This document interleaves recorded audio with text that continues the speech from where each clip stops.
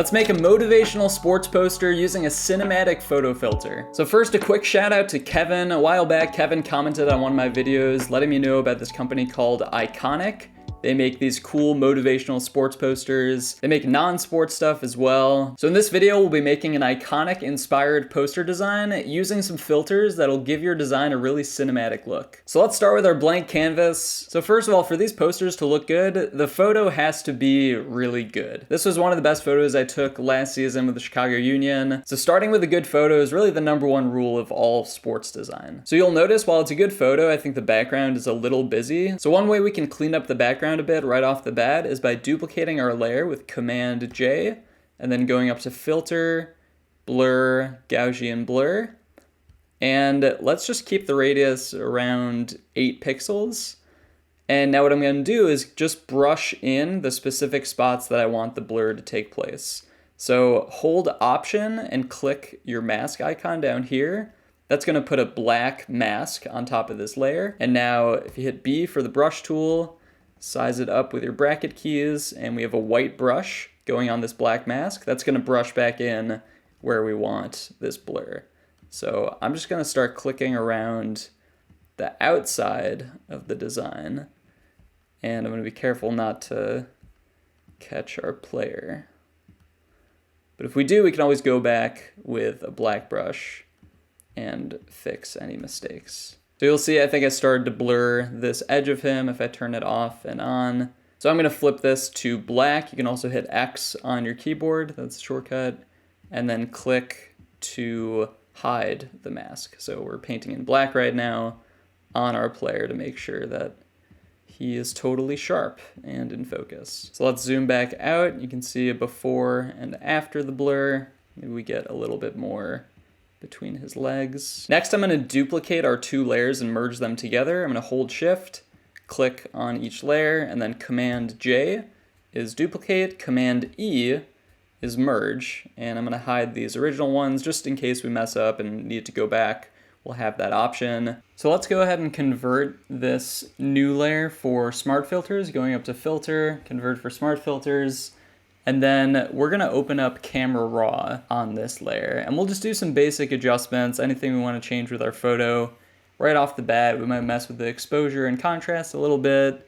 Probably not too much with the highlights and shadows. I mean, I like the image adjustments as they are, but we'll up the texture and clarity just a little bit to add some sharpness. And then let's go down to Effects and add some vignetting on the edges. You'll notice with a lot of Ikonick's designs, they have a good amount of vignetting or just darker parts around the edges to really highlight the subject in the design, whether that's in the original photo or manually adding vignetting later on. So let's make a folder for our filter here. Filter, and then first we'll make an adjustment layer, a curves layer. And this one we're going to put 3 points on our curve, and then by clicking and dragging, we're just going to lift this black point up to create this kind of matte effect on the whole image.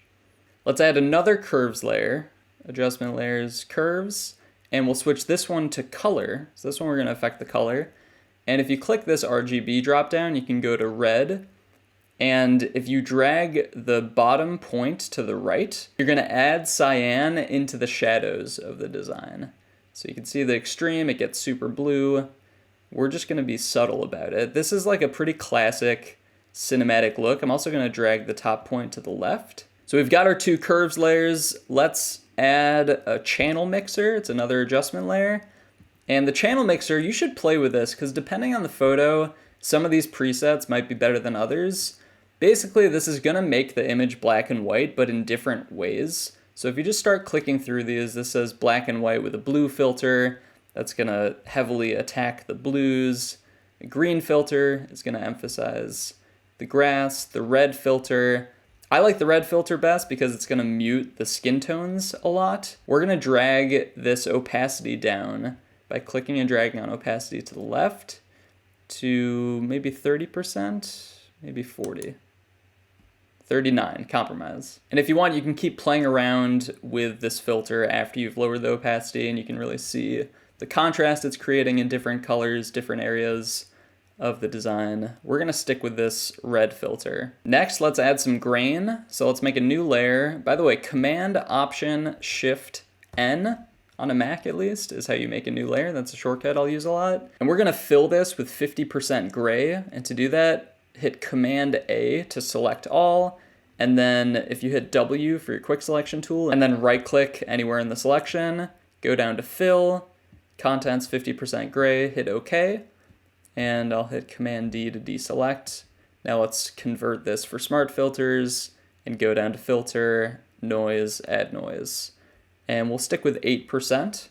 And then we'll switch this blend mode to soft light. The next thing I want to do is darken some of the edges of this image. So let's go down to the bottom of our filter and make a new layer under everything.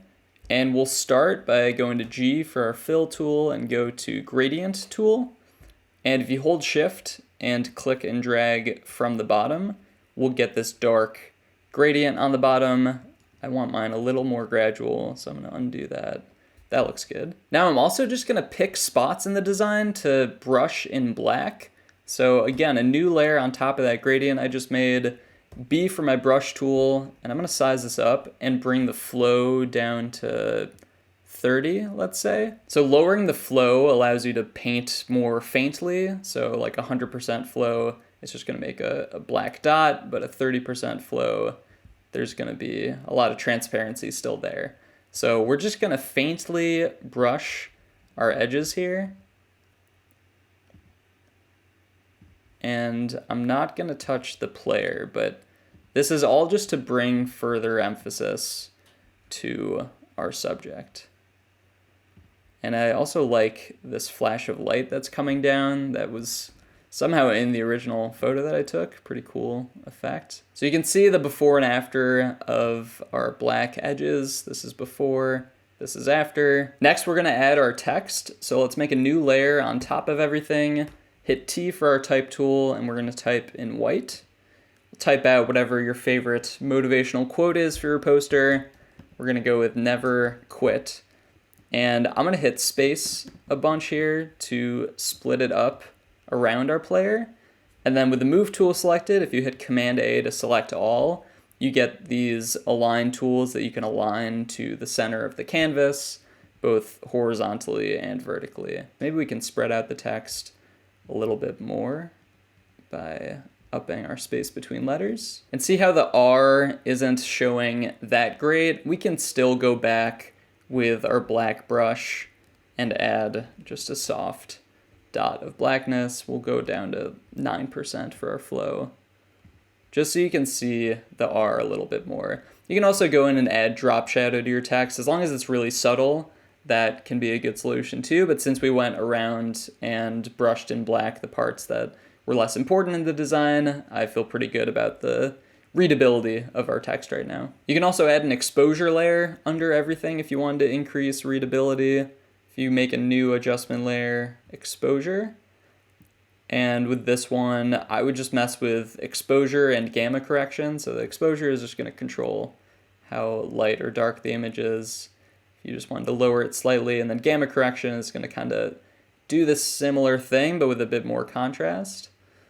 So maybe something like this, just subtly dimming the whole design so the text stands out even more. And if it's feeling too dark, you can always turn off the exposure. You can also bring down the opacity on our edge darkness here.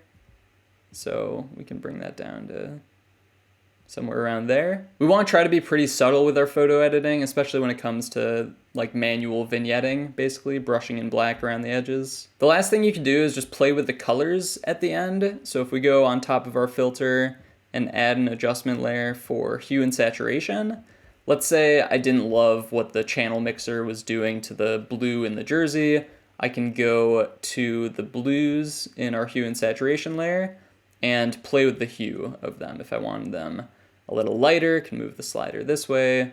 Obviously you can change the color entirely to green or red or pink or whatever. But if we just want a subtle adjustment, you can also play with the saturation. If we want the blues to pop more, maybe you want that. Same thing for the green in the grass. If we wanted to desaturate that entirely, you could go that direction. You could just dim it a little bit more.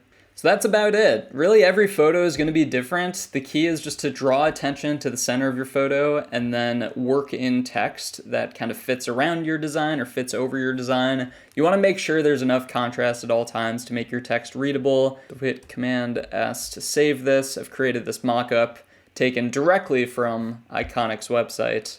But here's our finished poster design, nicely situated in your office.